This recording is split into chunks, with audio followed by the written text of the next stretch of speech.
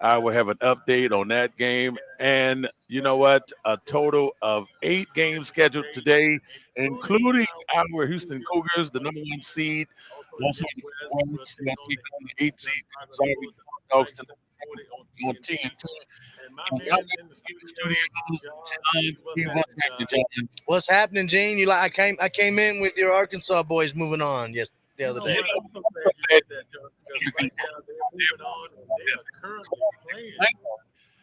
see Rick Pitino. You guys, so look, John Calipari, himself, 2 gigantic, titans in the college basketball world, and to John Calipari taking on another titan, and Rick Pitino. Rick Pitino has been Rick Pitino has been now as far as going NCAA tournaments.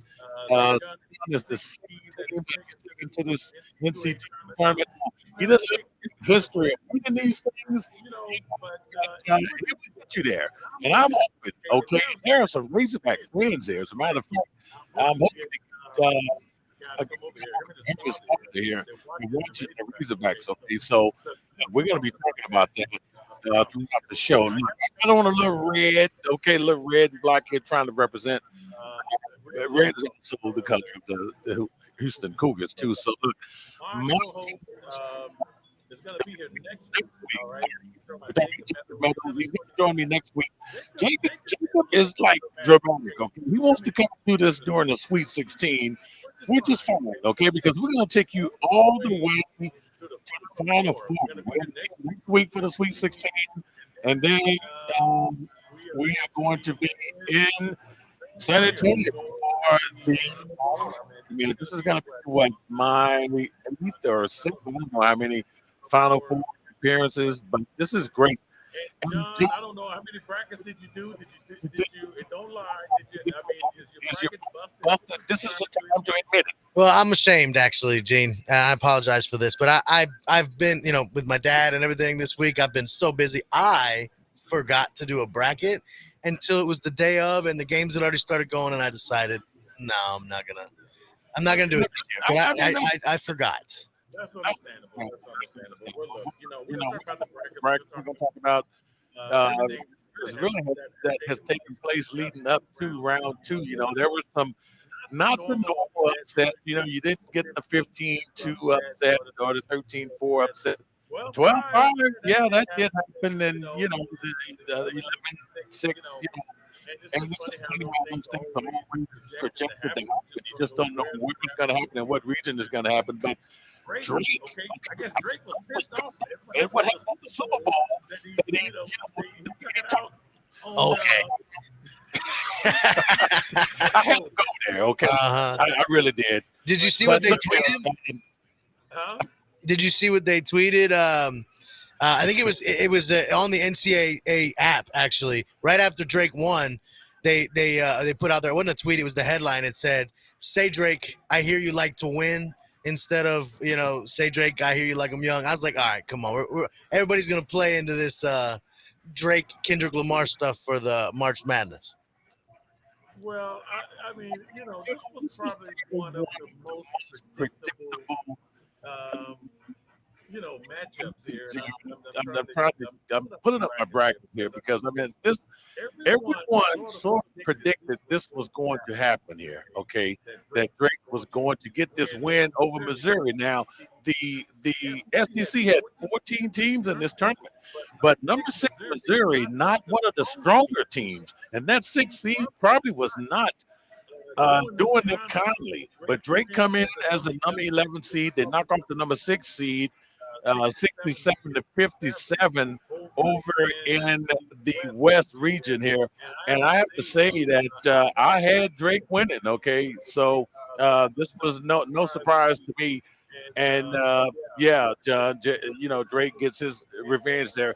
But look here, before I really get too deep into this NC2A tournament here, we always, I don't like starting the show off with bad news here, but we just really had a total monumental loss here in the sports world, and a major loss here in the Houston area here, and that is the passing of the former two-time heavyweight champion George Foreman. Okay, and I got this last night about 8 o'clock, and I didn't believe it because there's just so much going on here in the world. But and I'm gonna share this here with you. And this, I went on to George Foreman's Instagram page, and this is from his family here. So boxing Hall of Famer and former two-time world champion George Foreman died on Friday, according to a statement from his family. He was 76 years old, and it reads, "Our hearts are broken with profound sorrow. We announce the passing of our beloved George Edward Foreman Sr., who peacefully departed on March 21st, 2025, surrounded by loved ones," read a statement on Foreman's Instagram page. A devout preacher, a devoted husband, a loving father, and a proud grand and great father, he lived a life marked by unwavering faith, humility, and purpose. A humanitarian, an Olympian, a two-time heavyweight champion of the world, he was deeply respected, a force for good, a man of discipline, conviction, and a protector of his legacy, fighting tirelessly to preserve his good name for his family. We're grateful for the outpouring of love and prayers and kindly ask for privacy as we honor the extraordinary life of a man we were blessed to call our own. And I think that people that live here in Houston share that because this man lived in this town, and that was a shocker.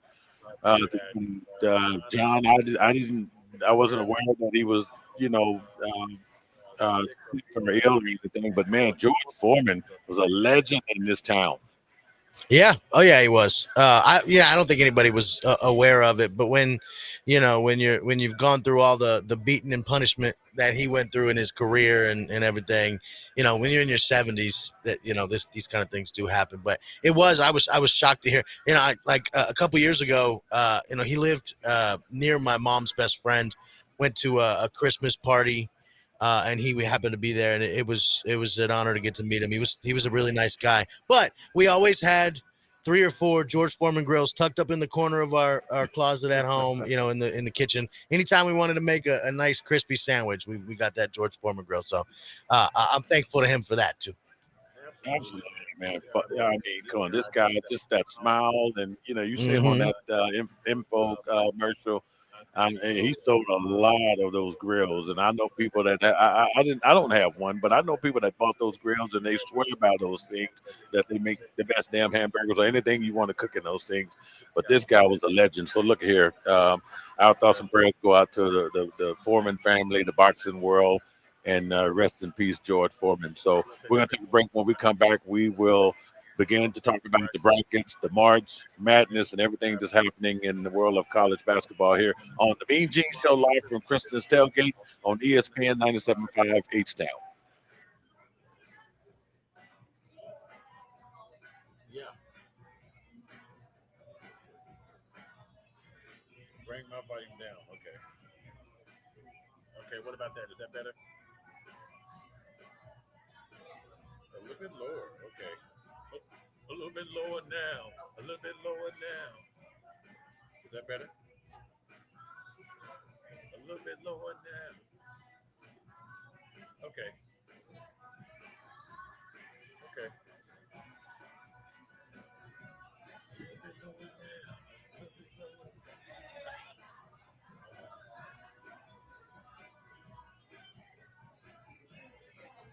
Man, that dude's smile would just light up the room, man. Crazy, crazy. I wish I had a chance to meet him. I didn't, but man, that would have been nice.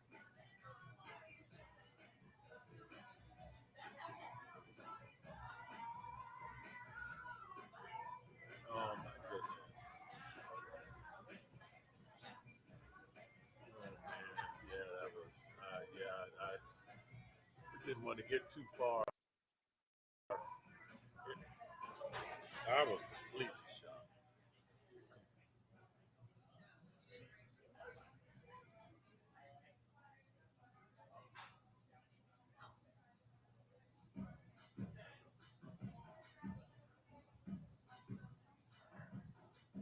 Yeah, yeah, man. And That movie, I saw that movie, man. That movie was I learned so much about him watching that movie. Yeah, yeah, yeah. I know. Yeah, this place is. Uh, yeah. What do you got? And piggyback on it. Which one do you have? Which one do you have?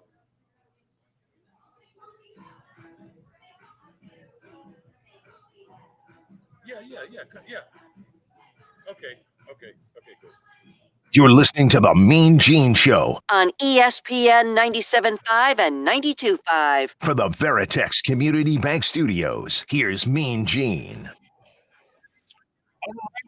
All right, folks. Once again, we are live broadcasting live from the Christmas tailgate. Here is part of our second round coverage of the NC2A men's tournament. I'm going to give you a score here on the Arkansas St. John game that's happening right now, and we're going to talk about my bracket here. So look, I was at 99.5% here heading into today, okay, which is not good, which means I only lost 4 games out of the 32 that was okay. So I lost the game. Miss, was it Memphis? Miss? Game. I lost the game. I also lost the McNeese State of games that I lost.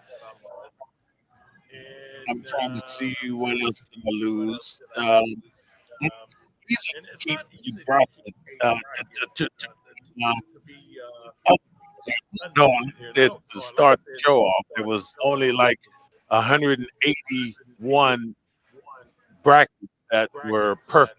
Okay, I don't know if that's the case now. Yeah. With Purdue beating McNeese State, because look, you got to think all the people that are picking people like McNeese State, and look, that 12 seed, that 12, that happens. Okay. And I don't know what the hell happened to Clemson, but I mean, it happens, okay? It doesn't really matter who is in that 12 seed or 5 seed, even before the committee put those teams in those prospective seeds. Somebody's going to win that 12 spot or that 11 spot. You just have to wait till the bracket comes out and find out who the hell is going to be. But, with me and Dustin Pfeiffer, who's going to join me later on our show won't be on ESPN 97.5. It's going to be on our streaming live on TV, and I give you all the details later on in the show. But hey, Justin said McNeese State would likely win, but guess what? He didn't pick them in his damn bracket. So I got to give him a hard time, right? Oh yeah, did he say that they would likely win today's game against Purdue? No. He should have put it on the bracket. Yeah. He should have. I give him a hard time about that. So, but Purdue was one of those teams. Because they lost 16 seed. They did that one year. They won the whole thing. They get it done. Yeah. But I don't know where Purdue is going, as a 4 seed. I don't have them going far in my brackets here. They win today 76-62. And that's fine and dandy, but I don't have them going far. I do want to talk about the Texas team, because that's important here. The Final Four is in San Antonio. There's an opportunity for the Texas team to get to the Final Four. But there's 4 teams from the state of Texas in this thing. There's University of Houston, which is the number 1 seed. They're going to play a little bit later on tonight. There's Baylor University. They're in this thing. They have won this thing. There's Texas A&M. They play a little bit later. And there's Texas Tech. They are a seed. Okay. We're in the tournament here. And they're in the home state here. Chance to make you San Antonio. I think the odds on favorite team to San Antonio right now are the Cougars. Okay, with being the number 1 seed. Texas Tech, they're number 3 seed. They have a chance. No one gave the Texas is a chance, John, to win. And I these games are played on this station here. A lot of times they're played, right before my show, during my show. Sometimes I don't have a show because of A&M. So I've said good things about A&M, except for when they played my Razorbacks. All right, so and that's just that's just how it goes. But this team, John, they have a good chance to go far in this tournament. They're one of the teams. They're going to go down in the first round. They didn't, John. John, were you impressed? Yeah, I was impressed. I think they're going to have a tougher challenge going through Michigan, here. So, I mean, they're probably, I don't think they're going to make some kind of run to the Final Four or something like that. They're going to have a tough challenge today. Well, look, I mean, Yale is one of those teams that I think they knocked out Auburn, in the NC2A tournament. So they were not A&M did not take them lightly. They barely won. I mean, it was 71-8. They played well. Look what happened to Alabama yesterday. Alabama was a 22-point favorite to beat Robert. Who the hell is Marvin? Okay. I don't even know who is Robert Morris. All right. It sounds like a cigarette. I mean, I don't know. They almost knocked off the number 2 seed. I can guarantee you, Alabama's next game against St. Mary's, which probably beat the brakes off St. Mary's. Okay, I mean they won that guy yesterday, and I mean in late that game against St. Mary's, they got really close. But I think this Michigan game is going to be, I think it's going to be pretty good. Michigan, one of the most disrespected teams in this tournament. They went up 10, and they get a number 5 seed, and they beat Wisconsin. Wisconsin's getting a number 3 seed, John. How the hell do you explain that, right? So that's just the disrespect of the tournament. But speaking of disrespect, John, can we talk about Texas, who Rodney Terry was a dead man walking? Rodney Terry was fired before the game against Xavier. Okay, Rodney Terry was fired. Maybe the next morning after the Longhorns lose 86-80 to Xavier in the first 4 game in Dayton, Ohio. I mean, Rodney Terry gets the Longhorns to the NC2A tournament. He has done that. Okay. He has a 62 and 37 record as the Longhorns head coach. Okay. You remember he got the job on an interim basis when Chris Beard was suspended. Remember that for the domestic violence incident back in the 22-23 season. All right. So then Texas finally decided to make him permanent as the permanent coach in March of 23 when after Baird was eventually fired. Okay. So Rodney Terry had been with the University of Texas all together for 13 years, right? So John, I mean, I gotta ask, justified in firing Rodney Terry, you think the University of Texas should have gave this guy a chance? I think it's kind of 50-50 split, right? Like if they did, like if they kept him, as the head coach, I don't think anybody has. I don't think a lot of people are going to push back. There's obviously going to be some people that say that, but obviously they're looking for something not different, but they're looking for that kind of success to consistently make it to the tournament, but then also be able to win games in the tournament and like make these tough. I think if you're looking at in the state of Texas and you're looking around and you see University of Houston down here dominating, and you see Texas Tech as a good basketball team, you got to start to think, well, we want to make sure we keep pace with them. Let's take a shot here and see if we can't bring somebody in that can bring us over the hump. Maybe they just lost a little bit of faith in that. Not that he can't win or get you there, but he can't get you over the hump. I mean, look here. This shuffleboard of college coaches. The one good thing is that look, Rodney Terry has built a rapport with those players at Texas, and what I do like about this new transfer portal and all of this great stuff, these coaches now, when they leave, these players are likely to follow them. So wherever Rodney Terry goes, he's probably going to take one or two of those players with him, especially the ones that have built an allegiance with him. So we should see. I mean, hey, the guy wears some cool ass glasses, though, don't he? Yes, he does. I He mean, always looks cool. Yeah, for sure. so those, I mean, it kind of looks like LL Cool J. I mean, it's like the guy is really sharp. So I hope he gets another job. I mean, with a, you find this guy with a winning percentage. So I'm sure that one of these teams, one of the NIT teams, or maybe one of these teams that got the early exit out of the NC2A is probably going to hire him and probably do it really, really fast. Okay. He's probably going to go somewhere and build the program up really fast. So look, update from the Arkansas. Arkansas is up 18-13 with about 9:54 left. Look, I cannot wait until college basketball get away from these 2 20-minute halves. I mean, this is old. Even the women have caught on to getting it right. They play 4 10-minute quarters, and it's just a better game. The 20-minute halves in college basketball is boring.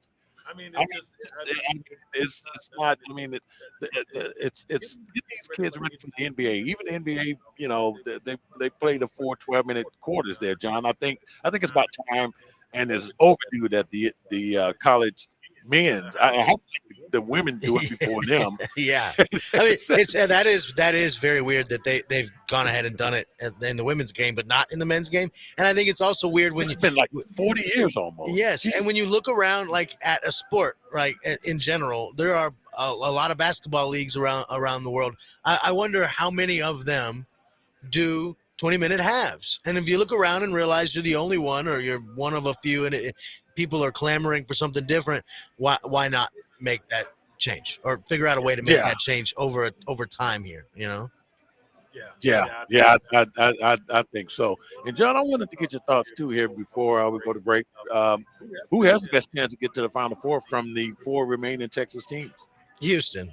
By it's not even really a question. Oh, by the way, 141 perfect brackets remaining, so it's gone down by about 40 or so. So 40 or so. So those must be the McNeese State fans that just, they look. I mean, only the long shot people from Vegas, and I can understand that. You're not going to win any money picking favorites. So why not take the long shot? Why not swing for the fences and say McNeese State is going to win it all? Are you gonna take a long shot and say Texas A&M has the best chance to get to the Final Four out of the Texas teams? Why hell no? I'm not going to do that. Look, I mean, they can do it.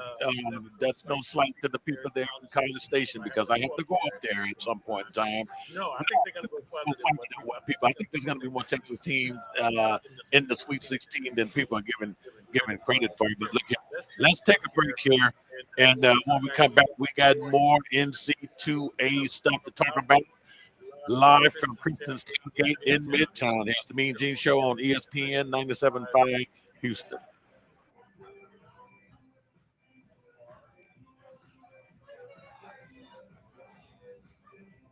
Does that sound better, John? Good. He's into this Arkansas game now. I don't think I'm going to be able to drag him away. Yeah. I mean, him and his father, they glued into this game. I wanted to get somebody over here to talk about their brackets, but if some. Oh, no, you're good. Oh, no. You know how we do this, John. We've been doing this too long, man. We've been doing this too long. We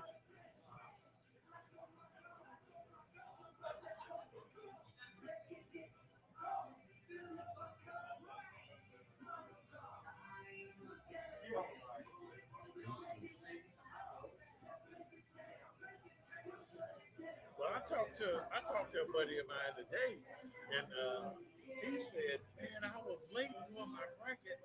I only did half a bracket because he said I won 12 or 16." And I'm like, "How the hell you win 12 or 16? There was 32 games played." And he said, "I missed turning it in, so they let me do half a bracket." I'm like, "What the hell?" So it was funny.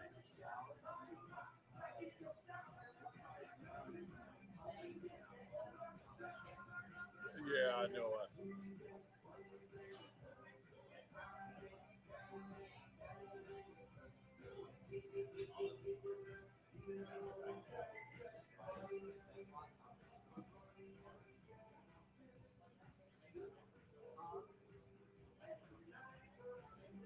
Oh my goodness.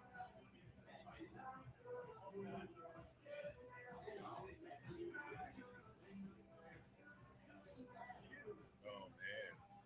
Yeah, I mean, you would think with the U of H in this thing, people would be a little bit more excited. I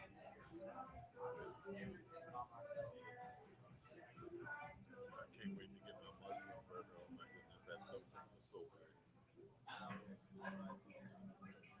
You're listening to the Mean Gene Show On ESPN 97.5 and 92.5. for the Veritex Community Bank Studios. Here's Mean Gene. All right, folks. Yeah, We moving it right along here, hit the bottom bottom of the hour here from Christian's Tailgate, talking NC2A March Madness. So exciting here. I don't know what type of excuse do people make to get out of work here, because Thursdays and Fridays, you know, you either you go to work, you don't do nothing, or you just don't go, you just don't show up. I mean, people should expect it now. Um, you know, but nowadays you have to, you know, explain what you did last week at work. So I don't know. Yeah, I don't know if it's a thing anymore, but there was a while there where there was a campaign going on every year, March Madness, for men to get, if they're going to get a vasectomy, to do it that week so that the recovery time is spent on the couch watching college basketball. Oh, I don't know about that, John. Oh, good Lord. Well, I'll tell you what, John. There's a team in this tournament that people should be very concerned about. Now, they're not a number one seed, but they are the two-time defending champion. Okay, and I'm talking about the UConn Huskies. They win yesterday for Oklahoma, and they are really trying for a third straight national championship. And they were here because the championship I thought them win was right here in Houston, NRG, and I'm talking UConn when they defeated San Diego State. Now, San Diego State did have a chance in hell, but that Final Four that weekend was incredible because the kid makes the buzzer beater to get San Diego State to the Final Four. I think I'd be taking to the locker room because I wanted to talk to the kid, and he was reading the two, man. Because San Diego State, you know, I mean, it's a couple of years make, right? UConn is into the tournament. San Diego State had to go into what you call a play-in, and they get destroyed by UNC. And just totally, you know, my son graduated from San Diego State. I told him, don't tell anybody you went to that school for 2 weeks. Just let this thing die down. You know, they get beat in the first round. So, I mean, everything just came full circle. But UConn is still in this thing. And some of the same players are still part of you know, not many. But the coach is there, and Dan Hurley. I mean, this is a scary team, man. They beat Oklahoma 67-59. Okay. Alex Carapon, 13.7 rebounds. They finished the year 24-10 in the West region. Okay. March Madness winning streak of 13, all right, which tied the Duke 91-93 for the second longest without missing any tournament there. So these guys, you know, no one's really talking about it because it's the tournament. You know, they're thinking, okay, well, no one's really, you know, feeling UConn now. Do let these guys get to the Elite Eight. Watch it. I mean, they're off the radar right now. They're and let me look at this bracket here. No one's paying attention to UConn. And Dan Hurley knows. I mean, you know how tough it is to win back-to-back national championships in college basketball. It's hard as hell. From the before, you know, the time before UConn did it. And UConn I mean, they are a dangerous team. The best thing best that thing that could have happened yesterday was Oklahoma just knocking them out. They are still alive, and and, and and until somebody beat them. Florida. Florida, and speaking of Florida, that's the team who they're going to be playing next. And here you're talking about the last two teams that have won back-to-back national championships here. And John, the story with Florida, man, what an incredible story. The coach of Florida, you know what he did a couple of years ago before he became the coach of Florida? What's that? He sold radio ads at a station. Now he's the head coach of Florida, number one seed. I mean, it's incredible. That's a hell of an upgrade. I mean, that's a hell, yeah, it's a hell of an upgrade. Okay, I'm still selling radio ads. Okay, so it's like I didn't get this. So, where can I get coach on? I mean, Coach Golden really took a high happened there, man, because it was some, I'm thinking maybe 6 years ago or something like that, man. Crazy stuff there. Florida's the number one team and against UConn here. And I think it's tomorrow, if I'm not mistaken. Here, I'm trying to get them Sunday at 11:10 Central. Tomorrow morning, yeah.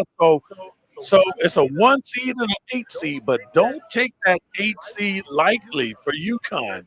They're back-to-back champions. If they knock Florida, they're going to really screw up a lot of because I can tell you that. They should be out there. But if UConn knocks off Florida, oh my goodness, that could be scary. But and it's just ironic that the last two teams that have won back-to-back NC2A national championships are playing each other. And UConn has a chance to, they're trying to win 3. That Carabin is. Oh, I'm sorry, I didn't mean. No. The reason they might end up beating Florida is because of the performance of a guy like that. I watched that game against Oklahoma, and they were going back and forth until it seemed like Carabin just took over there at the end of the game. Now, he had a block shot, a couple points in the paint, and then a big 3. Like, he just seemed to take over in that moment. And that's that championship pedigree that you're talking about, where it doesn't matter if they're an 8 seed, they know how to win, and they're in the tournament. So watch out. Like I said, 8 seed means absolutely nothing. They could well be a number 1 seed because they are the most experienced team in this tournament. Not only win NC2A tournament, they know how to win championships. So you really got to watch this team here. They are really scary. So it's going to be a good game to watch.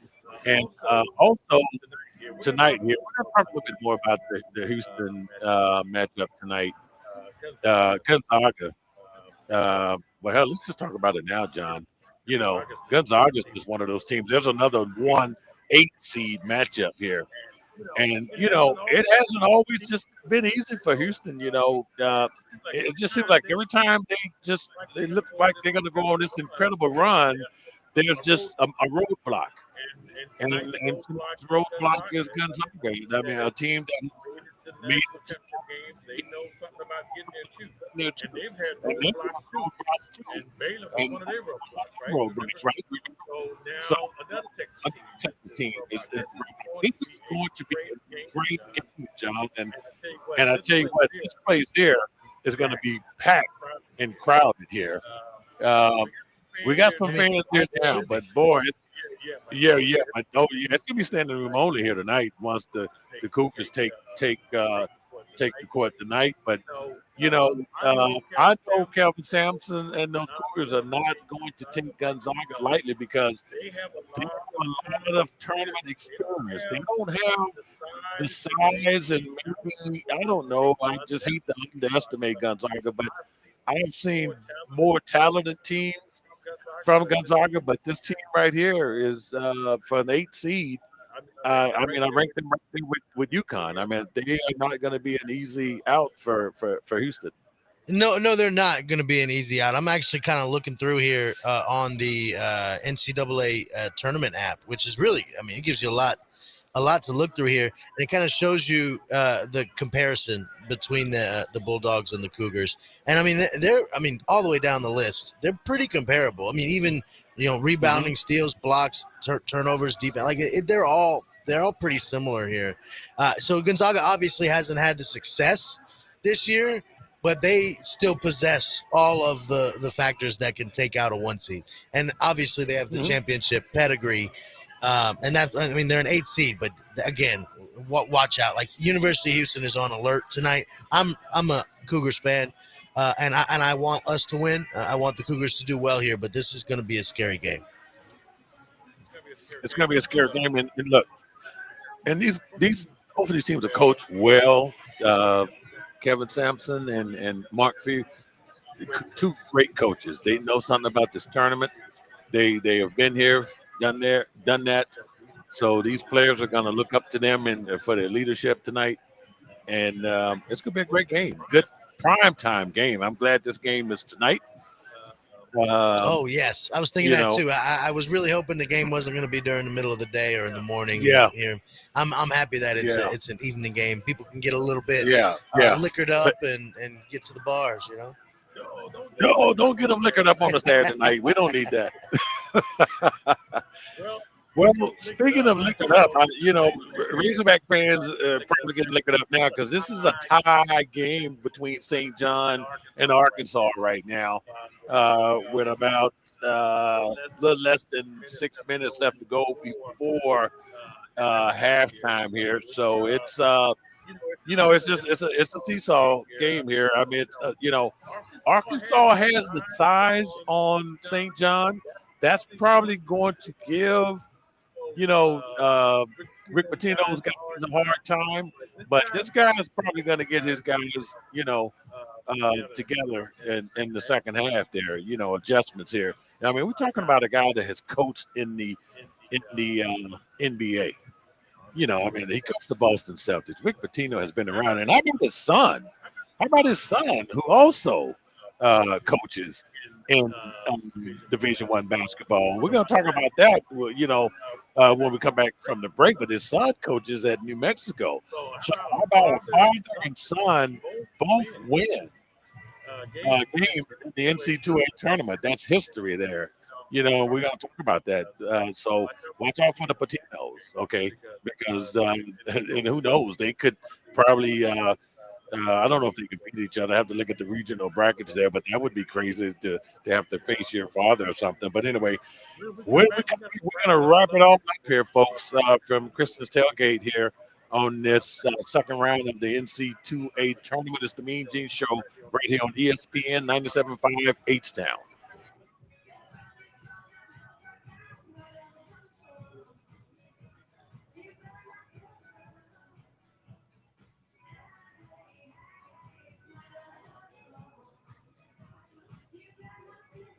Father son, I don't think so.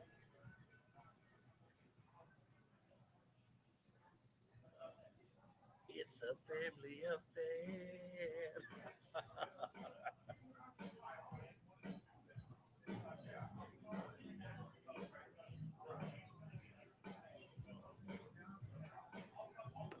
Ooh, I have to be careful because then I have to explain to his mama why I did it. His mama may not like that. His mama can have some problems with that. It would be, it would be fun though. I gotta load up that. You like how I'm doing this Podbean thing? It's pretty cool, huh? I wanted the simulcast, but I didn't want to have to give all of these plug-ins, I didn't want to have to plug them, so I set this up. I'm gonna plug ESPN. Yeah, I'm gonna do it from right here. Yeah, I'm already loading it up. Yeah, I just go right on in. And most people already, they already got the app, so they can just jump on. I can shut this one computer down and jump on the app here, yeah. And it goes right through the mixer, the same thing. Yeah, yeah. I just turn off. Yeah, it's pretty cool. I had to practice this at the house, of course. Yeah, like okay.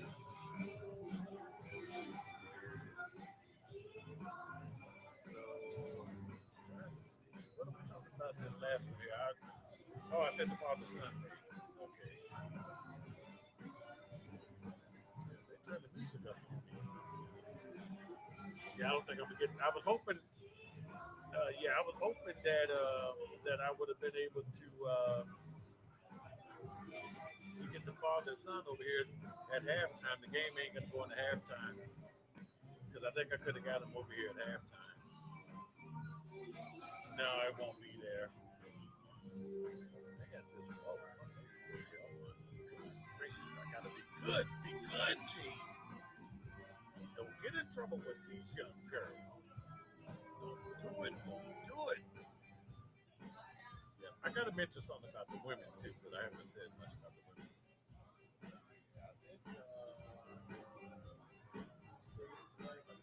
I'm gonna get into this father son stuff, and then I'm gonna mention something about the girls. I did a women's bracket. I just don't have time to pull it up right. You're listening to the Mean Gene Show on ESPN 97.5 and 92.5. for the Veritex Community Bank Studios. Here's Mean Gene. All right, folks. We are about to wrap it up here on this second round of the NC2A tournament live at Kristen's Tailgate. We're going to be back here next week for the Sweet 16, and Jacob Meadows is going to be here. You know, John, he just likes to show up for the big events, you know, because we don't know what the schedules are going to look like next week. I don't know if U of H is going to play what that's going to look like, but Jacob is going to be here, and he's going to be in San Antonio for the Final Four. I don't know what the Final Four show is going to look like either, but we are going to be there. Now, John, there's a chance that we might be doing the show from the Alamo Dome, or there might be a chance that we're going to be doing the show out in town a couple of hours before the Final Four kick off because I'm going to be there courtside. Can you do the show courtside?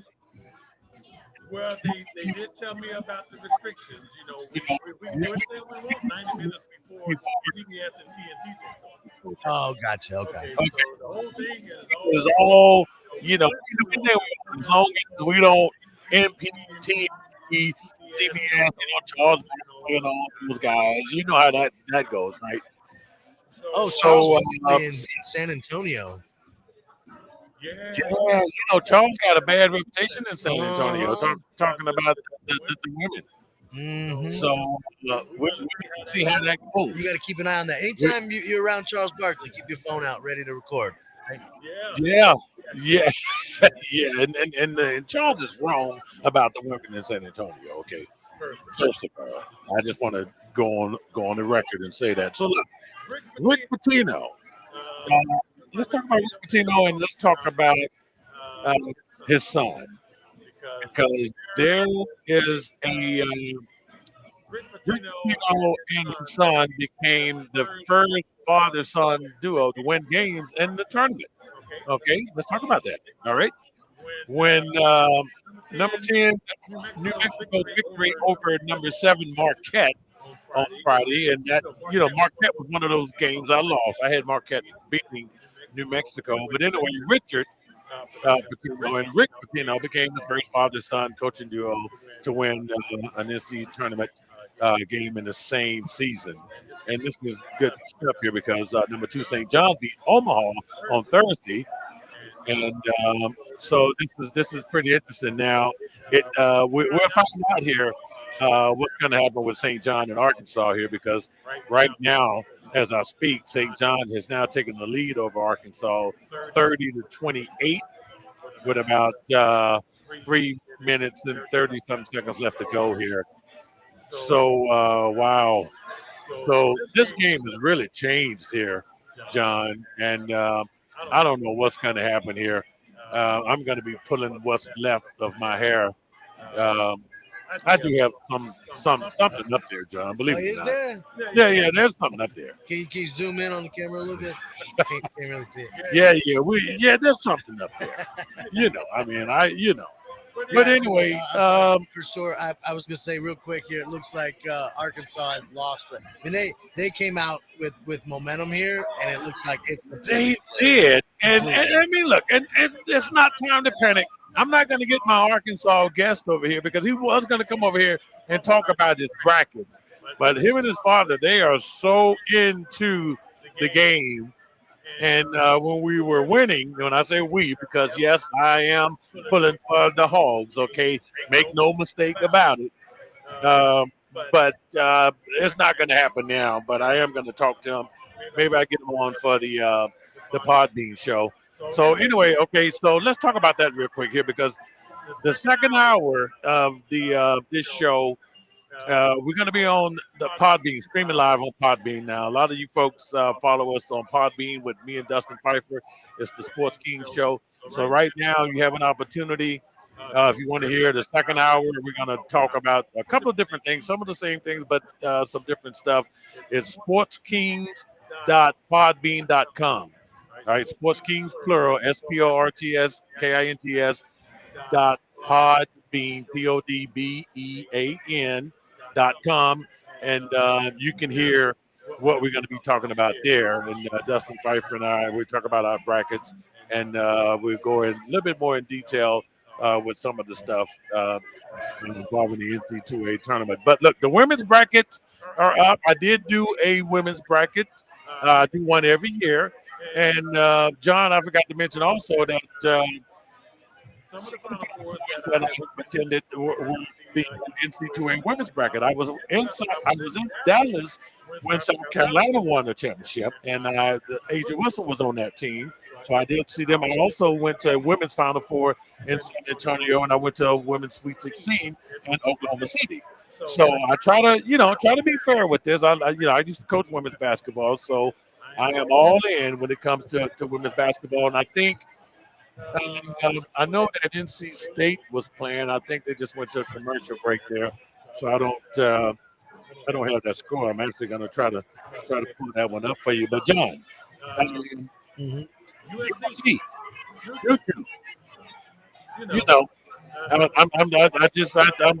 I'm pulling for USC. I want USC women to win it all, but I do like South Carolina. Okay. Is it a lot of the usual players again in this tournament here this year? Is there what now? Is it a lot of the usual players? Connecticut. Notre Dame South Carolina has some great players. And I don't know how Dawn Staley does it. She always puts together some great players. I do like Notre Dame. Notre Dame is exciting. And they beat the brakes off some team yesterday. I just saw UConn beat the brakes off of Arkansas State. I think it was 103-31. That was not good. It's not good to beat a team from Arkansas like that. Okay, and I don't know what Arkansas State did to deserve that ass whooping, but it's not good. I know, what do you do when you get beat? What was it, 72 points, I think? Yeah. I mean, what do you do? Now, as a coach, John, I've been on the bad end of a whipping. Not that bad, though. I remember getting beat by 50 points or so in a game. And I just kind of thought about what the hell I was going to be doing on vacation that summer. I mean, you just put yourself in another zone. But it's different when you can do. It's different when you're in the NCAA tournament and you're getting beat. And everybody's watching you. Yeah. And UConn. To be fair, not as many people are watching the women's tournament, but I get where you're coming from. It's not as big as the men's tournament, so maybe it'll fly under the radar. But if there have been some big blowouts here, but if that blowout happened on the men's side of things, it would be big news. Yeah, and fortunately, it doesn't happen. On the men's side, I can't remember a 72-point whipping like that. But it can't happen. And then I mean, I just felt bad for the Arkansas State women because they did to get in the tournament. I think they got a tournament win, but oh my God, UConn is UConn. Yeah. And, puts together great teams. I mean, you just, Notre Dame, you saw them tuck it easy on the team they played. I mean, it happens. And you just feel bad. South Carolina, they have beat the brakes off some teams. I mean, it happens. So, John, what are you going to do for the rest of the day, my man? I'm going to watch U of H tonight. I got to run some errands, and then I'm going to hang out, watch basketball. So this is the only time of year that I really just watch basketball. So I'm excited to do that. And it's just going to be a great. This Arkansas, St. John is just going back and forth now. Arkansas takes the lead there, and this the first half of the to get 32. 33-32. Great games tonight. Creighton and Auburn. Drake is going to go up against Texas Tech. I know we talked a lot about Houston, but hey, the number 3 seed, Texas Tech, is going to play Drake a little bit later. We already talked about Houston, BYU, Wisconsin. Just a lot of great action. UCLA, Tennessee, going to get on a little bit later. And Creighton and Auburn, all of this, just great college basketball happening. And then tomorrow, 8 more games tomorrow. And by the end of tomorrow, John, we're going to know who is going to be in the Sweet 16. So, man, it's going to be great. Cannot wait to see what my bracket is going to look like. Hey, Baylor and Duke. Okay, I know my buddy Dustin Pfeiffer is a Dookie, but boy, do I want Baylor to knock them off, man. There's nothing going to be greater than that. We already talked about Connecticut and Florida. Cannot wait for that one. Illinois and Kentucky tomorrow. That should be a good one. Alabama, I think Alabama's going to show up tomorrow and just take care of St. Mary's. I know they barely got by Robert Morris yesterday, but I think they're going to show out on St. Mary's. Maryland. I think they're going to, I don't know. Colorado State might be that 12 seed that makes the Sweet 16. Maryland is a 7.5 favorite, John. I don't know if that's going to happen. And Iowa State, no miss. Still got the SEC teams hanging around, John. It's going to be great. It's going to be exciting. But, man, I can't wait. We're going to be back here next week. Jake was going to be here, and he's going to talk about his horrible bracket. He was out before halftime of the first game on Thursday. His bracket fell apart, so I can't wait to talk about that. Stick around. Join us on podbean.com, sportskings.podbean.com. You can hear hour number 2 of our March. That's a March. I sound like I'm from New York. March Madness broadcast. So, hey, Doug, we'll see you back here too, folks. Enjoy the rest of the March Madness here on this weekend here. It's the Mean Gene Show here on ESPN 97.5 H-Town. All right, John.